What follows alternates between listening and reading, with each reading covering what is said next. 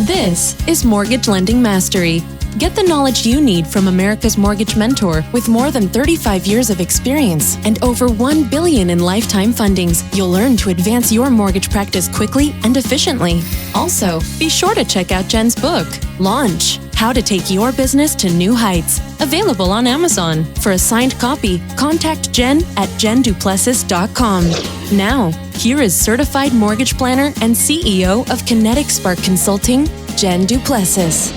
Hey everybody, and welcome back to Mortgage Lending Mastery. I'm your host, Jen Du Plessis, and today I have with me Mitch Russo, and I'm so excited because Mitch and I met at an event called New Media Summit, which is for podcasters, and so he's a great podcaster. The name of his podcast is Your First 1,000 Clients, and so if you're listening and you're going, whoa, wait, what's that? First 1,000 clients. That's what we're going to help you get today. So I want to first welcome Mitch to the show, and then I'll tell you all about him. Hi, Mitch. How you doing? Great, Jen. Thanks for inviting me to the show. It's exciting to be with you today. Yeah, thank you. Thank you. Well, I'm excited to learn from you. I always learn from my shows. So I want to first say that if you're listening for the first time, welcome to our community. I hope that you enjoy this episode. And if you've been listening for the last several years, because we're approaching our 5-year mark, I just want to say thank you so much for your support, and continue to please pay it forward by handing out and passing out the information about this podcast to all of your colleagues. So without further ado, let me tell you a little bit about Mitch. Again, his podcast is called Your First 1,000 Clients, and what he really focuses on is providing custom tribe building services for his clients, right? And we're going to hear all about that. He was nominated for Inc. Magazine's Entrepreneur of the Year on 2 separate occasions, once in 1989 and then once again in 1991. So he comes to us with a lot of experience. He joined his longtime friend Chet Holmes and Tony Robbins, and together they created Business Breakthroughs International, a company serving thousands of businesses a year with coaching, consulting, training, etc. And he was the president and CEO.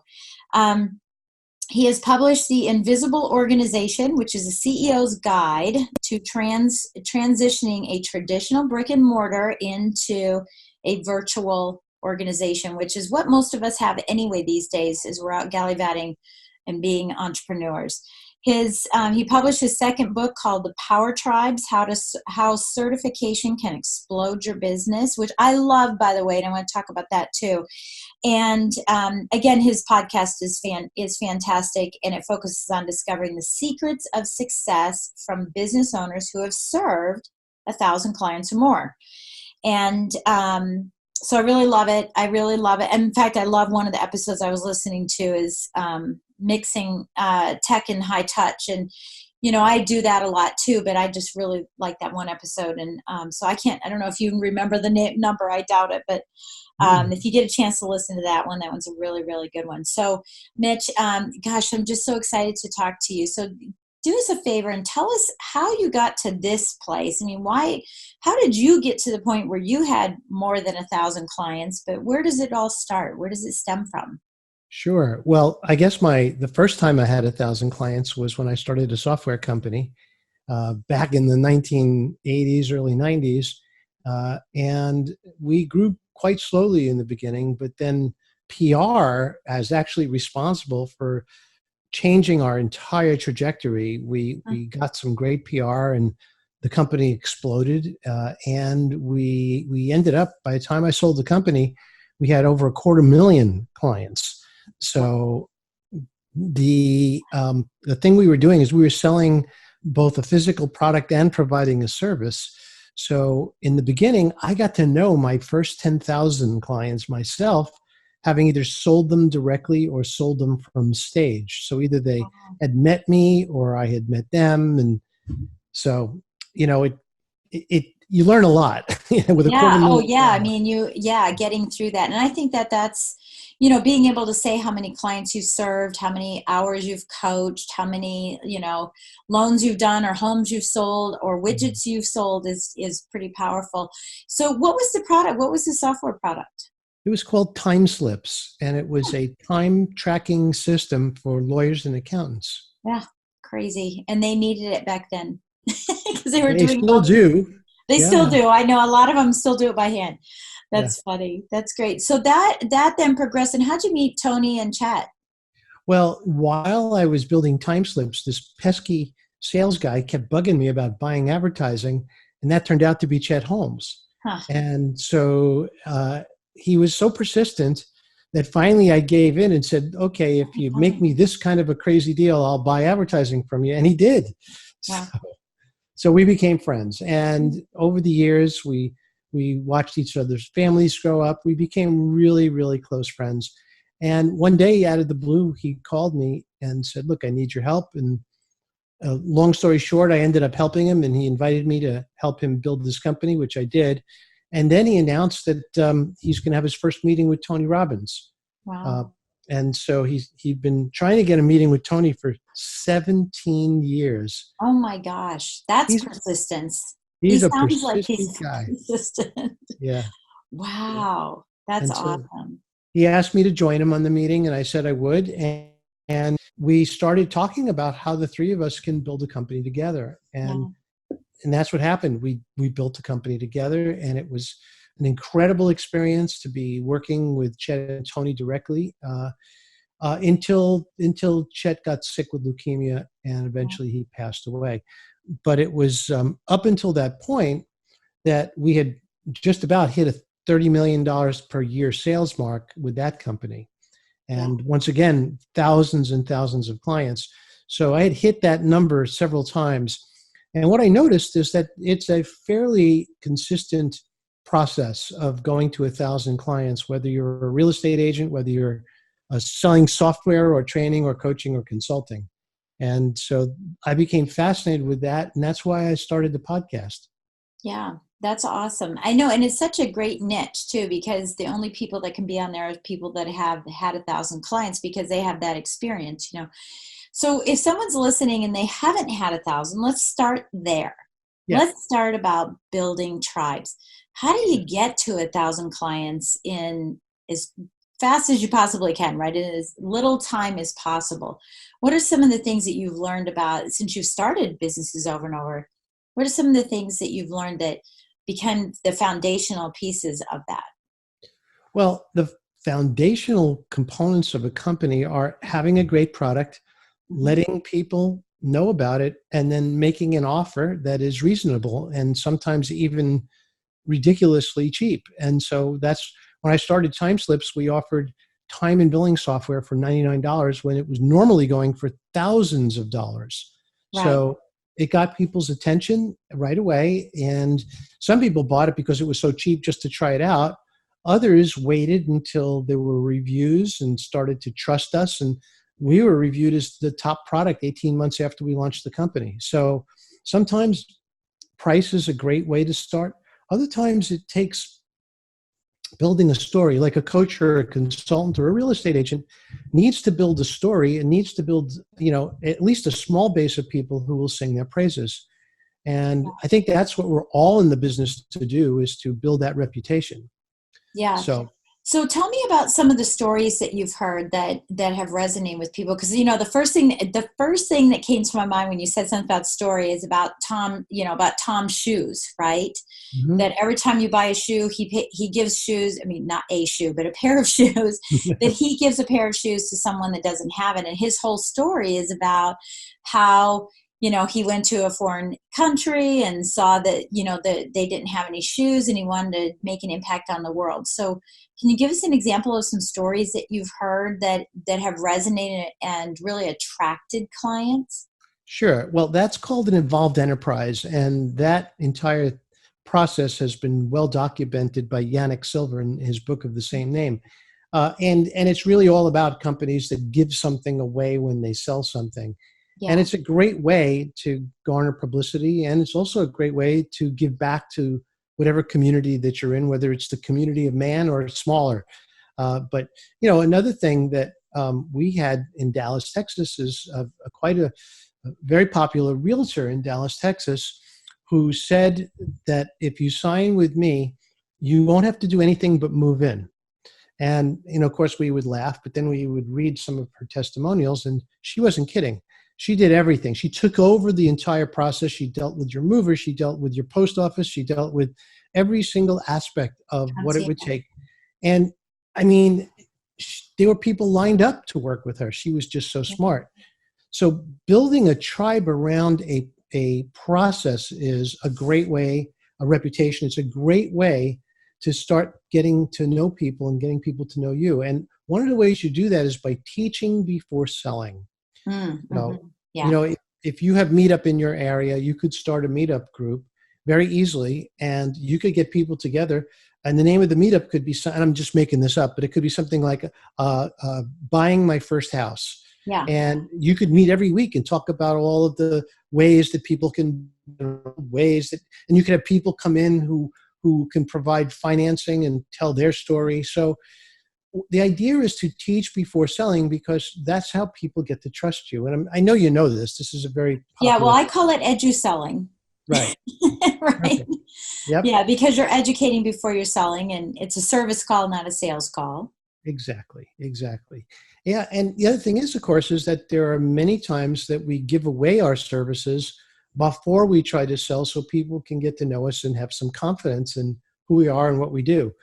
That's another way. But the tribes that I build, just to be very clear, are in order to certify people. Now, I'm not sure this has application exactly in your industry, but in my world, a certified coach can charge more, has more gravitas, can get leads from the client that they're certified from, and can build a profession around being certified.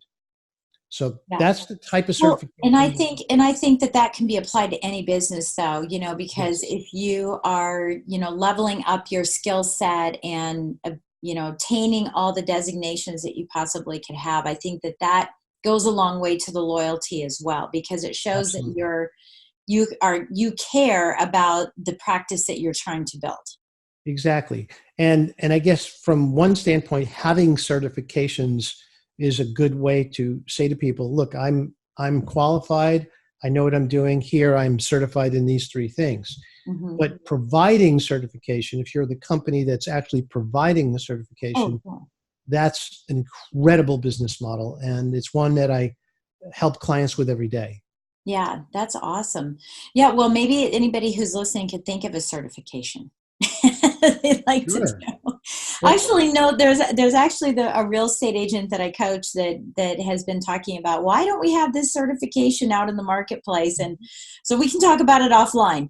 But yeah, she has a she really wants to know why realtors don't have this one particular certification. And it'd be great if she could start it. And of course, it's very heartfelt. It's an organization, a foundation that's very close to her heart. And, so it just has all the breedings of those, those types of businesses and people that would be attracted to them. Okay. So, I love these ideas of, maybe you shave your price a little bit just to get more exposure. It's about educating before you're selling, teaching classes, maybe starting a meetup or 2. I love the niche that the realtor had, that was her niche. Her niche was a service niche, in as much as it could be a product niche or whatever, so that you can become that master influencer in your area where people, know that that's what you do. Right. So let's say someone's on their way and they're finally getting a bunch of clients, and they're getting,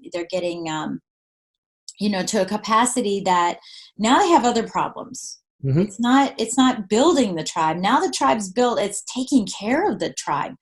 So what are some of the things that you learned, when you talked about your business that did, 250 million, that you had over 10,000 clients, what happens, what kind of transition happens there that ensures that they get the same type of service and the same type of you that they expected when you were smaller?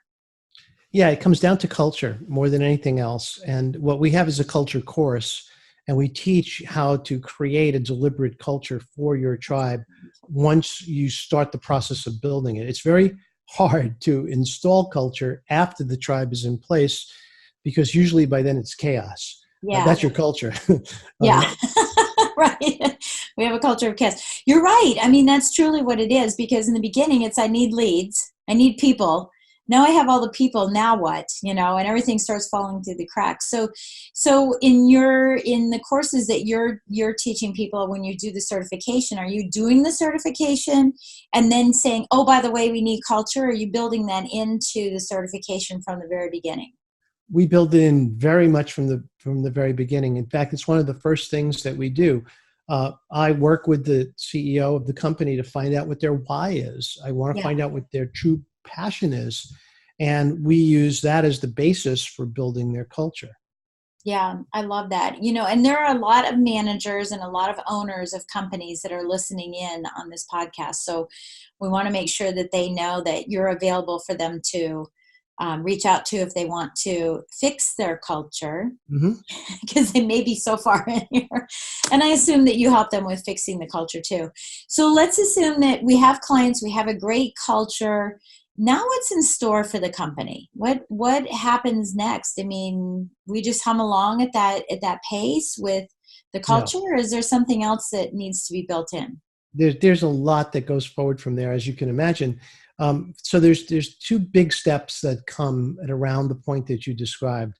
The first is systems. You have to make sure that you up-level your systems, and you have to be looking to do that at every step, because systems that got most people to where they are won't get them to the next level.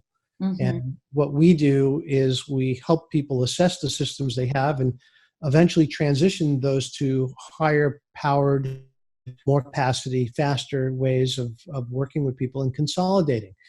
The second thing, of course, is the owner themselves. Is this the life that they want? Right, so they can back a lot up. of times, exactly. I work with people who are running a successful company, but they're completely burnt out. Their wife wants to divorce them, and they hate their job, which is literally what they have at that point. So my job is to do is help them transition to a place where they get back to enjoying their life again. Yeah. Yeah. Well, and not even just the job. I mean, hating their job or the overwhelm or the divorce or whatever, but physically, they're a mess too, because they don't take care of themselves, and it's just driven, and they're trapped. I mean, it's like being in prison. I love that you say that, because that's a lot of the stuff that I coach in as well. For the small entrepreneur, right? And for the mortgage person and thing. But yeah, no, I think that's really important, because, I think what happens is that people plant a seed. Someone plants a seed at a company and says, you're really good at this. You might want to consider having a business like this. But now they have to take care of all aspects of it. The sales piece, even if they're not a salesperson, the HR, even if they're not an HR person. And so they get really trapped into having to be everything for everybody. So I love that you're, really helping them go on to the next level, which I got to talk to you about, by the way, too, because I'm going to be starting a new podcast called From Success to Significance, Life After Breaking Through Glass Ceilings. Because fantastic. That's what happens. We go, what do we do now? Yep. Now what? Now what do we do with our lives, right? Exactly. And it'll be a really cool thing to, to see that. So let me ask you, another question. This is more on the personal side. What drives you? What's your passion? Your passion is to help these people get more business and stuff, but what's your passion for you? Well, I just returned from a place called Myanmar, formerly named Burma.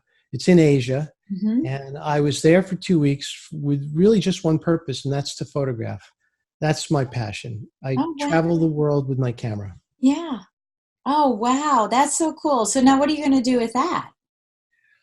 Well, I guess what I do is I build galleries online and I put them up on my website. Awesome. And at that point, I just do that.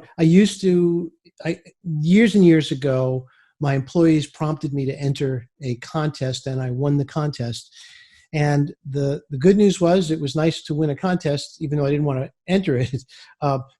And then from there, I was asked to exhibit all over the country. And I started to exhibit, and I had been in several, but honestly, it was starting to take so much of my time that now photography was work and it wasn't pleasure anymore. Yeah.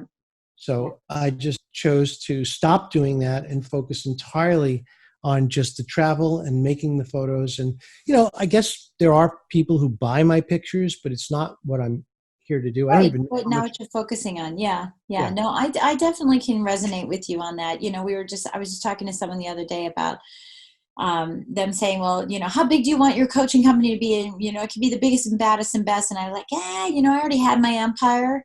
Yeah. I just want to enjoy and give back to people and make some money in the process, right? But I just want to be able to give back to people and, condense their learning curve and, by my experiences and stuff. And so I definitely can understand that, that thought process. So tell us, what are you reading right now that is inspiring you? Oh, it's funny you should ask. Okay. Captivate. Awesome. Fantastic book. I love that. Yeah, this is one of those books where my girlfriend bought this for me, and I said, yeah, I'll stick it on the stack of books that's about 3 feet high. Oh, I know. I got that stack too. Yeah, and then she said, hey, I'm reading this book. I think you're going to love it, like 3 times. I said, yeah, okay, I guess, and I opened the book and I start reading, and I said, oh my goodness, this is fantastic. So it's captivating for you as well. It's captivating. Yes, it's captivating. Yeah. That's awesome. So tell us a little bit about what it is. Is it how to captivate clients, or is it?